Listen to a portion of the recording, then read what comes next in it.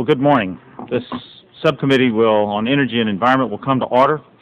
Pursuant to notice, the Subcommittee on Energy and Environment meets to consider the following measures: H.R. 906, the Global Change Research and Data Management Act of 2007, H.R. 2304, the Advanced Geothermal Energy Research and Development Act of 2007, and H.R. 2313, the Marine Renewable Energy Research and Development Act of 2007. We'll now proceed with the markup, beginning with opening statements, and I will begin. Today, the subcommittee will consider three bills: H.R. 906, the Global Change Research and Data Management Act of H.R. 2304, the Advanced Geothermal Energy Research and Development Act, and H.R. 2313, the Marine Renewable Energy Research and Development Act. Well, first we'll take up H.R. 906, the Global Change Research and Data Management Act of 2007, which will reorient the current interagency climate research program to produce information that supports efforts of resource managers, businesses, and individuals to understand and reduce our vulnerability to extreme weather events and climate change. The U.S. Global Change Research Program has been in existence in some form since the late 1970s. This important program has vastly expanded our knowledge of Earth's land, water, and atmospheric systems. However, fires, droughts, hurricanes, and other natural events have highlighted our increasing vulnerability to extreme weather and climate changes. With better planning and implementation of adaptation strategies, these costs can be reduced. Next, we will consider two pieces of legislation to expand our country's renewable energy portfolio in the areas of geothermal and ocean power. These resources are both potentially vast in size and have potential to provide clean power at competitive rates, but they require support to advance to the stage of commercial viability. H.R. 2304, the Advanced Geothermal Energy Research and Development Act of 2007, would reinvigorate geothermal research and development in this country. It would provide support and guidance for researchers to develop technologies capable of tapping into the vast quantities of thermal energy that is stored in the Earth's crust. And H.R. 2313, the Marine Renewable Energy Research and Development Act of 2007, would support renewable energy development by exploiting the energy of ocean tides and currents. Today, this promising industry is at roughly the same development stage that wind was at 20 years ago. With the support provided by this bill, this industry is poised to grow into a significant contributor of clean electricity to our nation's power grid.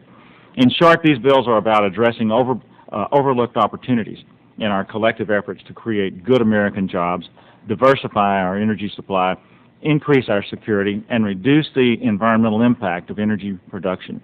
All three pieces of legislation are important to our environment and our economy. Therefore, I urge their passage, and I look forward to getting them to the House floor. At this time, I'll recognize Mr. English to present his opening remarks. Thank you, Mr. Chairman, and thank you for holding this markup. I'm happy to be a co-sponsor of Mr. Udall's bill, the Global Change Research and Data Management Act. For a number of years, the U.S. Global Research Program has coordinated a successful interagency research program on global environmental change and implications of a changing climate for society. H.R. 906 continues support for this research and makes that research user-friendly for federal, state, and local decision makers who are tasked with the job of creating policies that address the challenges associated with climate change. We also have an opportunity to address the development of clean, renewable energy sources in today's markup of H.R. 2304, the Advanced Geothermal Energy Research and Development Act, and H.R. 2313, the Marine Renewable Energy Research and Development Act. Geothermal and marine-related energy should be sources of energy for us, and I'm looking forward to promoting research that will make these alternatives commercially feasible. I hope we can build on what we've already learned and that experienced scientists have in that program have already achieved and move forward to even greater use of these sources of energy. And Mr. Chairman, I hope that by the time that we've concluded opening statements that more members will appear from the Republican conference. It's still underway. And when they do, I suppose we'll have a quorum for votes on these bills. We will be ready for the votes when they come. we may get a little ahead of them. Without objection, members may place statements in the record at this point. We will now consider H.R. 906, the Global Change Research and Data Management Act of 2007, and I will yield Mr. Udall 5 minutes to describe his bill. Thank you, Mr. Chairman, and thank you for bringing the bill up for markup today. In February, Representative Inglis and I introduced H.R. 906, the Global Change Research and Data Management Act of 2007. The debate about whether climate change is occurring and about whether human activity has contributed to it is over. As our population, economy, and infrastructure have grown, we have put more pressure on the natural resources we all depend upon. The fires, droughts, severe storms, and other natural events that we experience every year exact a tremendous toll on our society. We must reduce the human and economic costs of these events by making our communities more resilient and less vulnerable to their impacts. For all of these reasons, we need the U.S. Global Change Research Program to produce more information that is readily available to decision makers and resource managers in government and in the private sector. People throughout this country and in the rest of the world need information they can use to develop response, adaptation, and mitigation strategies to make our communities, our businesses, and our nation more resilient and less vulnerable to the changes that are inevitable.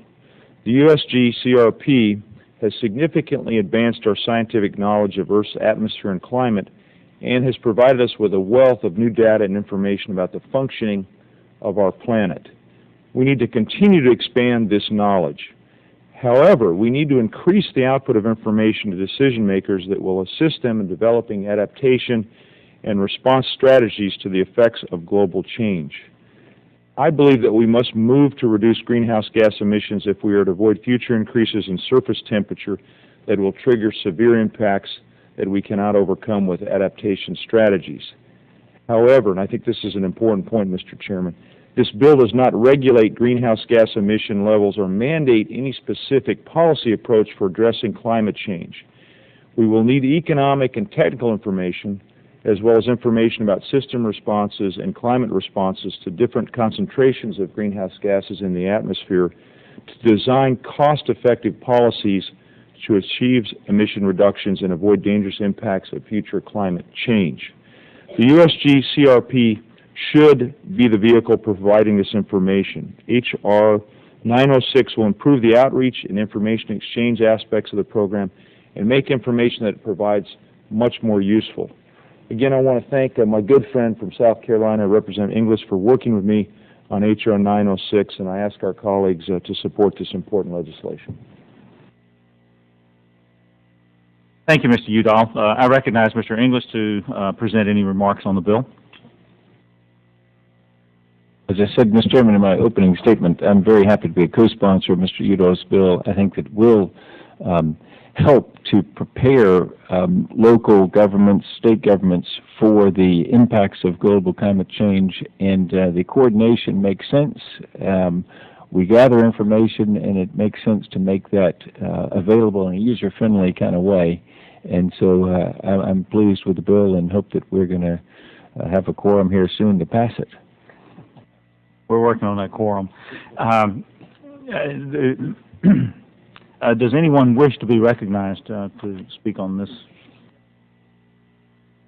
Recognized for 5 minutes. Mr. Chairman, I'm concerned, that this meeting is being held at 9:30 when the Republicans have a caucus, and so we have to leave to come here. And I think that I don't ever remembering that happen. I think it's important for us to have the opportunity in this. So I would make a point of order that a quorum is not present. Your point of order is noticed.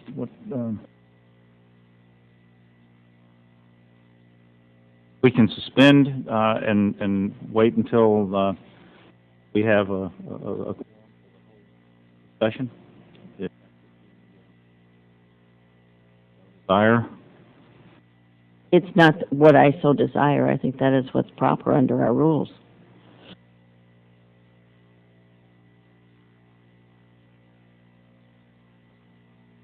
All right, a quorum is assumed to be present unless someone objects, and with your objection, we quorum, and so we will suspend.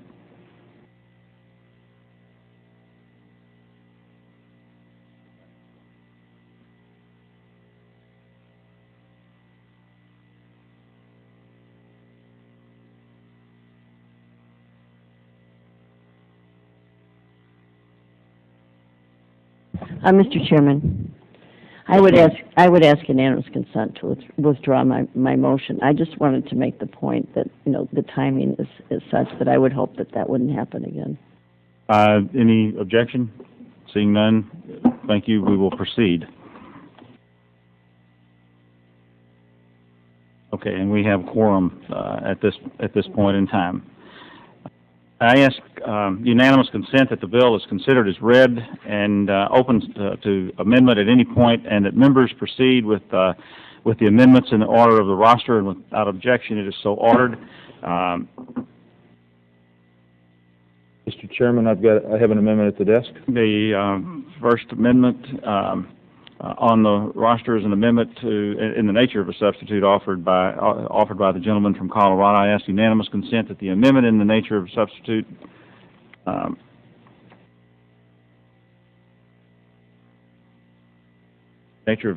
be treated as original text for the purposes of amendment under the 5-minute rule without objection. So ordered. And Mr. Udall,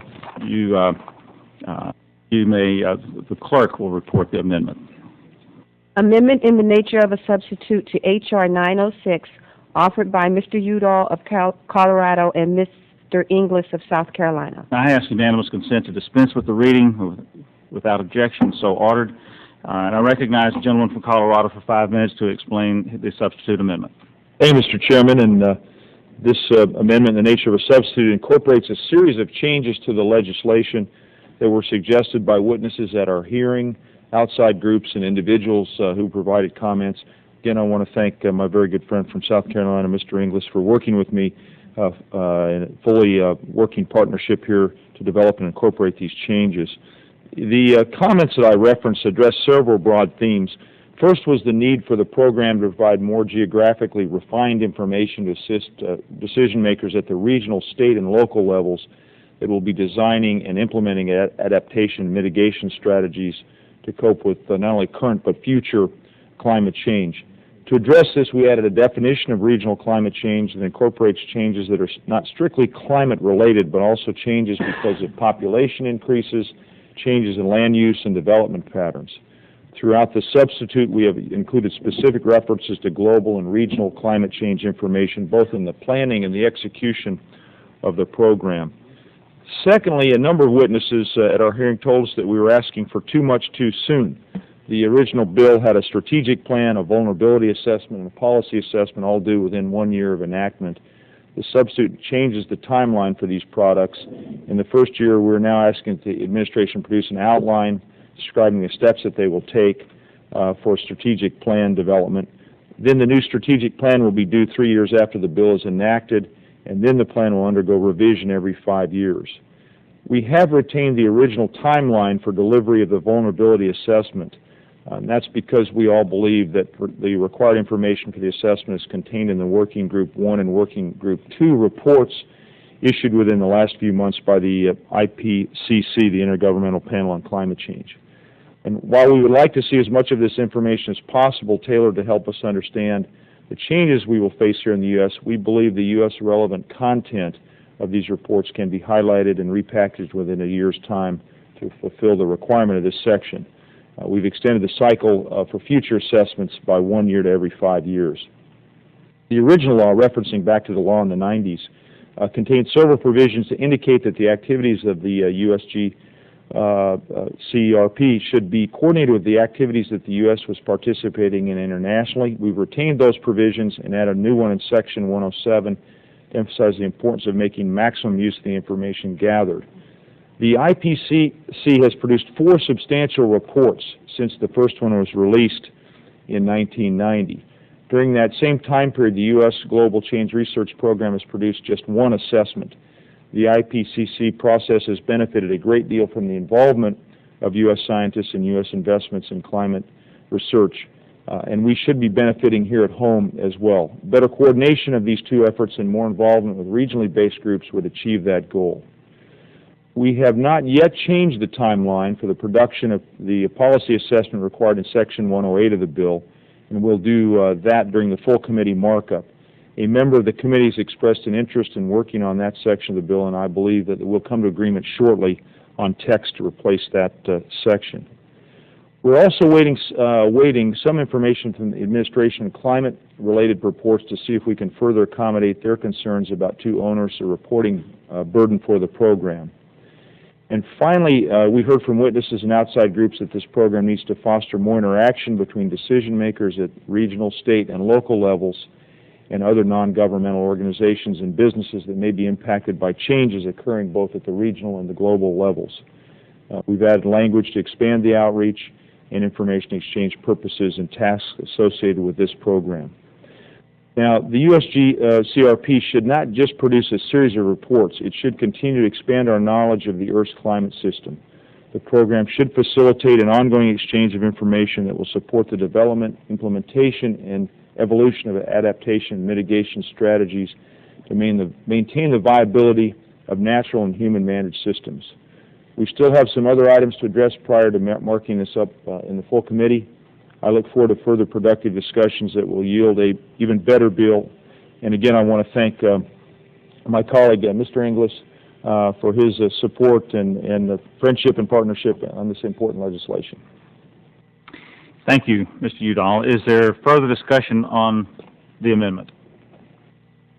I might just add, Mr. Chairman, that this shows that hearings really do matter, because what happened here is witnesses testified, we heard some information from them, and as a result the bill was improved. So I thank the gentleman for making these improvements. I'm happy to co-sponsor the manager's amendment as well.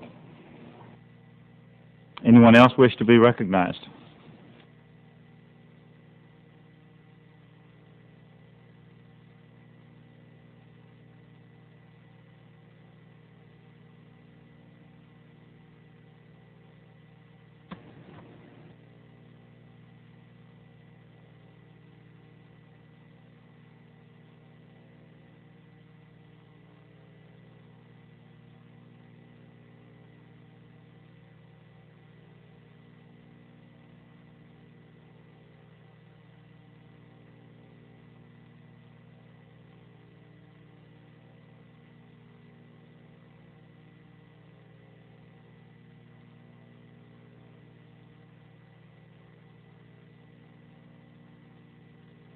Are there any amendments to the amendment in the nature of a substitute?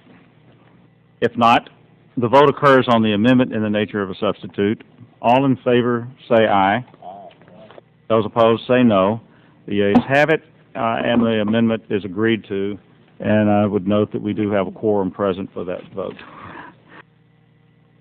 Pursuant, do you want to do this now? Pursuant to Rule 2T, further proceedings on this matter are postponed until after further notice from the chair. Are there any other amendments? Hearing none, the vote on... next slide.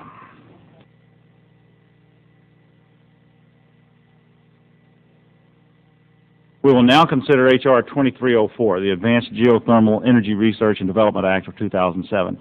I yield Mr. McNerney 5 minutes to describe his bill. Thank you, Mr. Chairman, for your support of my bill, H.R. 2304, the Advanced Geothermal Energy Research and Development Act of 2007, and for holding this markup today. Geothermal energy derived from the Earth's heat is an underutilized renewable energy resource. Studies show that new geothermal sources, known as Enhanced Geothermal Energy Systems, or EGS, offer the potential to generate as much as 100 gigawatts of power in the next 50 years. Utilizing EGS involves creating underground reservoirs that do not occur naturally, but rather are mechanically or chemically engineered out of hot rock.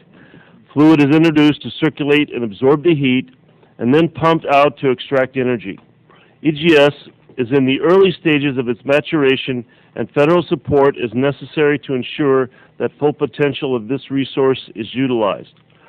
My bill authorizes further research, development, demonstration, and commercial application of advanced technologies to develop both traditional geothermal sources and EGS. H.R. 2304 specifically authorizes the research and development of both the technologies and techniques necessary to fully utilize EGS. Geothermal energy should be an important component of our country's efforts to combat climate change and achieve energy independence. As a domestically produced energy source, expanding geothermal will also create high-paying jobs here at home. I hope that my colleagues here today will support me will join me in supporting H.R. 2304, and I thank Mr. Lamson for holding this markup. I yield back the balance of my time. Thank you, Mr. McNerney. I now recognize Mr. English to present any remarks on the bill. As I said in my opening statement, Mr. Chairman, this too is a good bill. I'm happy to be supporting it and look forward to development of this resource. Thank you very much. Does anyone else wish to be recognized? Anyone else wish to be recognized? I ask unanimous consent that the bill is considered as read and open to amendment at any point, and that the members proceed with amendments in the order of the roster without objection, so ordered. First amendment on the roster is an amendment offered by the gentleman from California, Mr. McNerney. Are you ready to proceed with your amendment? Yes, I am, Mr. Chairman. The clerk will report the amendment. Amendment to H.R. 2304, offered by Mr. McNerney of California. I ask unanimous consent to dispense with the reading without objection, so ordered. I recognize Mr. McNerney for 5 minutes to explain the amendment. Thank you, Mr. Chairman. This amendment, like the prior one, takes into account suggestions made by our witnesses at legislative hearings held on May 17th, as well as numerous comments from outside experts in geothermal energy, industry, researchers, and the environmental community. Most of the changes are simple housekeeping measures intended to refine or clarify language, but there are some substantive changes as well. First among these is a revision to the instructions for establishing federal, non-federal cost-sharing ratios for the projects. The revision instructions are intended to make the process more flexible, both for the administrators and the participants.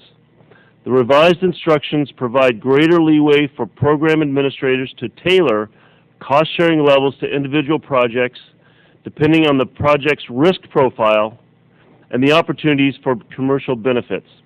It allows for a competitive bidding process to play a role in determining the cost-sharing ratio for a project, so as to encourage participating entities to invest as much of their own capital as they can. The amendment also strengthens the environmental provisions of the bill considerably.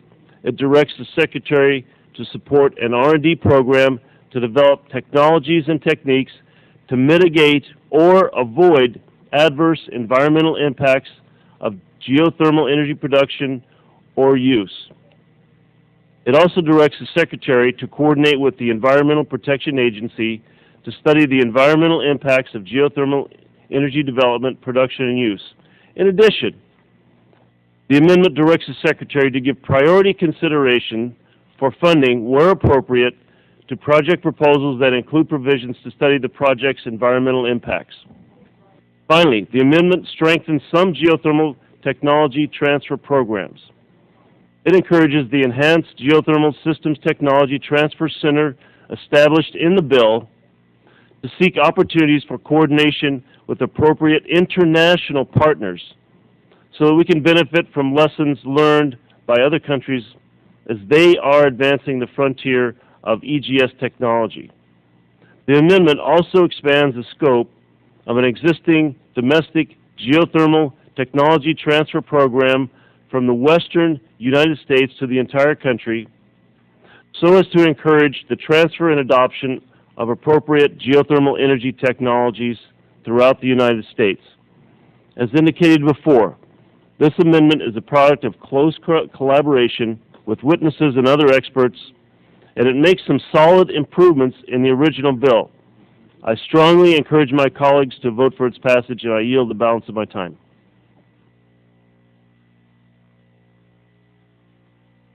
Thank you. Is there further discussion on the amendment? Further discussion on the amendment? If no, the vote occurs on the amendment. All in favor say aye. Aye. Those opposed, no. The ayes have it, and the amendment is agreed to.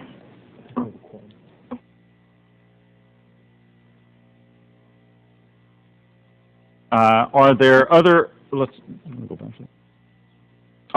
amendments? Hearing none, the vote is on the bill. H.R. 2304, the Advanced Geothermal Energy Research and Development Act of 2007 is amended. All those in favor? Yes, ma'am. Ms. Biggert. Sure. If I could ask a question on the bill, or I guess it's on the bill. There's on Section 8, the Centers for Geothermal Technology Transfers. My concern is with the two centers is that it splits the Midwest into two by dividing it at the Mississippi River. Was there any reason for that designation? One's to be in the western and the other in the other center in the eastern U.S. and the poor Midwest gets split in two. Well, thank you for the question. What this bill does is it gives the Secretary quite a bit of flexibility in where these two centers will go. We wanted to make sure that the western half of the country had a center because the geothermal properties in the west are significantly different than the east. So we didn't intend to split it exactly on the line, but I think the Secretary will have a lot of flexibility in where those two centers go. I mean, it won't necessarily be just where it leaves the Mississippi. They can't use that center if you're on one side of the Mississippi. No, it won't. It doesn't have that intent, and that isn't the intent at all. Okay. Is there any difference in the geology in the Midwest versus the west or the eastern? Well, in the western part of the country, we have the most accessible geothermal energy. In the eastern, it's going to require more of the EGS technology. So it's important that we develop that technology so that we can use this sort of energy source throughout the country, because there is significant resource throughout the United States, but the part in the western is more accessible with this existing technology, which is, again, why it's so important for us to develop the EGS within the bill, that's identified within the bill. Yeah. Having been up in Iceland and seen what they do up there, it's amazing the geology up there. But this can be then created by. That's right. In Iceland, they have the resources really near the surface of the earth. The rock formations are particularly well suited for geothermal. What's missing in most of our resources that the rock formations are not appropriate. They're not well. They're a little deeper, so we have to develop technology to crack the rocks or to open up the reservoirs deep underground. Okay. Thank you. I yield back.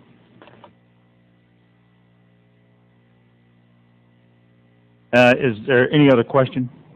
The vote then will be on the bill. All those in favor say aye. Aye. Those opposed, no. In the opinion of the chair, the ayes have it. I recognize Mr. Inglis to offer a motion. Mr. Chairman, I move that the subcommittee favorably report H.R. 2304 as amended to the full committee. Furthermore, I move that the staff be instructed to prepare the subcommittee legislative report and make necessary technical and conforming changes to the bill as amended in accordance with the recommendations of the subcommittee. The question is on the motion to report the bill favorably. Those in favor of the motion will signify by saying aye. Aye. Opposed, no. The ayes have it, and the bill is favorably reported.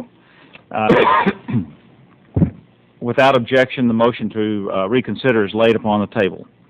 Subcommittee members may submit additional or minority views on the measure. We shall now return to consideration of H.R. 906. Are there any other amendments? Hearing none, the vote is on the bill.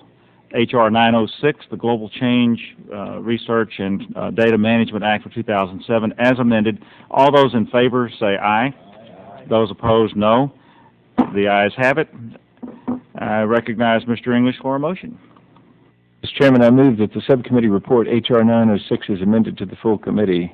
Furthermore, I move that the staff be instructed to prepare the subcommittee legislative report and make necessary technical and conforming changes to the bill as amended in accordance with the recommendations of the subcommittee. The question is on the motion to report the bill favorably. Those in favor of the motion will signify by saying aye. Those opposed say no. The ayes have it, and the bill is favorably reported. Without objection, the motion to reconsider is laid upon the table. The subcommittee members may submit additional or minority views on the measure. We will now consider H.R. 2313, the Marine Renewable Energy Research and Development Act of 2007. I yield myself 5 minutes to describe, you want me to proceed, or do you want to? You want to proceed, then I'll. Okay. Yield myself 5 minutes to describe this bill. And just a few weeks ago, Ms. Hooley of Oregon and Mr. Rohrbacher of California, both members of the full Committee on Science and Technology, introduced H.R. 2313, the Marine Renewable Energy Research and Development Act of 2007. Marine renewable energy resources, such as ocean waves, tidal currents, and ocean thermal gradients, contain significant quantities of clean, domestic, and renewable energy. One study by the Electric Power Research Institute indicates that ocean power resources on the coast of the United States could provide as much as 10% of our nation's electricity. The technologies to harness this power are still in early stages of development, but they show great potential. Federal support at this critical stage will help ensure that these technologies get the resources they need to become commercially viable and that the United States becomes a leader in this emerging global industry. The purpose of H.R. 2313 is to authorize funding for research, development, demonstration, and commercial application of marine renewable energy technologies. The bill also authorizes funding for the establishment of one or more national marine renewable energy research, development, and demonstration centers, a facility or facilities for the testing and research of marine renewable energy technologies. I'd like to thank our colleagues, Representative Hooley and Representative Rohrbacher, for recognizing the great value of this overlooked energy resource, and urge my colleagues on the subcommittee to support this bill. I will recognize Mr. Inglis to present any remarks on the bill. Mr. Chairman, I've seen some of Mr. Rohrbacher's surfing tapes, and I can assure you there's enormous energy in those waves. And if you catch one and can turn it into electricity, what an awesome thing. And, of course, the currents as well. So I'm happy that we're advancing this bill because it is a source of energy that's available to us. It's just a matter of figuring out how to harness it. And so hopefully this is a contribution that we here in the Science Committee can make to a future of energy independence for the United States. Thank you, Mr. Inglis. I will now recognize Mr. Baird for 5 minutes. I thank the chairman. Ms. Hooley had hoped to be here herself to speak, but she's under the weather now and asked me if I'd offer a few comments as her neighbor just slightly to the north, and both of us have districts that have a large extent of coastline. As has been commented on, there is tremendous power in the ocean. European nations are already harnessing some of that. Tidal power, current power, etc. is clean. It's renewable. The moon provides much of the source combined with the wind, and if we can use that, we would burn zero petrol dollars for that or petroleum. It would help us deal with greenhouse gases and produce a great deal of energy potentially. So I applaud both Ms. Hooley and Mr. Rohrbacher. I, too, have seen his surfing tapes, and he apparently, I recall at a hearing a little bit ago, suggests we use waves as transportation, but he only meant for 100 yards at a time or so. But nevertheless, this is, I think, a very innovative and progressive piece of legislation. I strongly support and commend Ms. Hooley and Mr. Rohrbacher for their initiative and urge passage. Thank you, Mr. Baird, for your comments and for the surfing lesson. Does anyone else wish to be recognized? Anyone else wish to be recognized? I ask unanimous consent that the bill is considered as read and open to amendment at any point, and that the members proceed with the amendments in the order of the roster without objection, so ordered.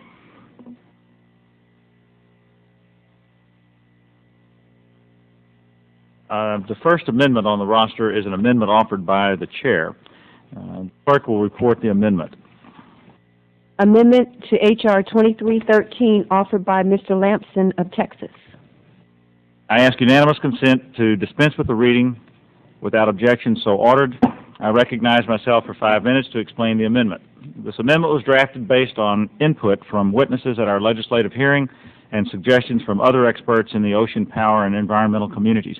Almost all of the changes are simple revisions intended to clarify the language. The only substantive changes contained in this amendment strengthen the environmental provisions of the bill. The amendment strengthens the provision for studying the environmental impacts of marine renewable energy technologies and ways to address adverse environmental impacts.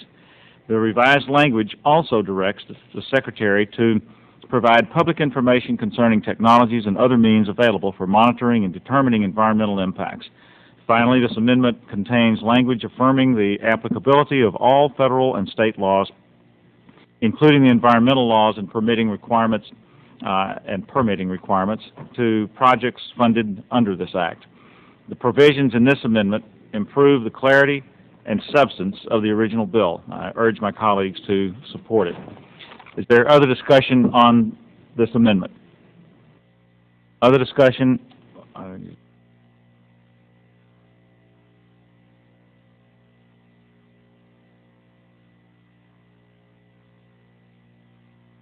If no, then the vote occurs on the amendment. All those in favor say aye. Those opposed say no. The ayes have it, and the amendment is agreed to. Are there any other amendments? Hearing none, the vote is on the bill, H.R. 2313, the Marine Renewable Energy Research and Development Act of 2007, as amended. All those in favor will say aye. Those opposed say no. In the opinion of the chair, the ayes have it. I recognize Mr. English to offer a motion. Mr. Chairman, I move that the subcommittee favorably report H.R. 2313 as amended to the full committee. Furthermore, I move that the staff be instructed to prepare subcommittee legislative report and make necessary technical and conforming changes to the bill as amended in accordance with the recommendations of the subcommittee. The question is on the motion to report the bill favorably. Those in favor of the motion will signify by saying aye. Aye. Those opposed say no. The ayes have it, and the bill is favorably reported. Without objection, the motion to reconsider is laid upon the table. Subcommittee members may submit additional or minority views on the measure. I want to thank members for their attendance, and this concludes our subcommittee markup. We are adjourned. 1 hour. Yeah.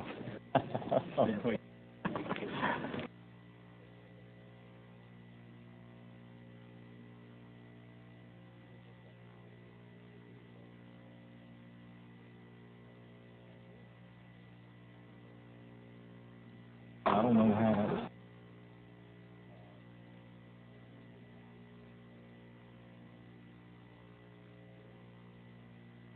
Day we get back. So we can have Jim. Today, always on the day after they get back. So look.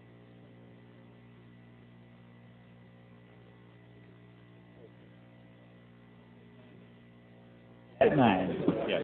Until 10. Okay, 9 to 10. We can schedule it at 10.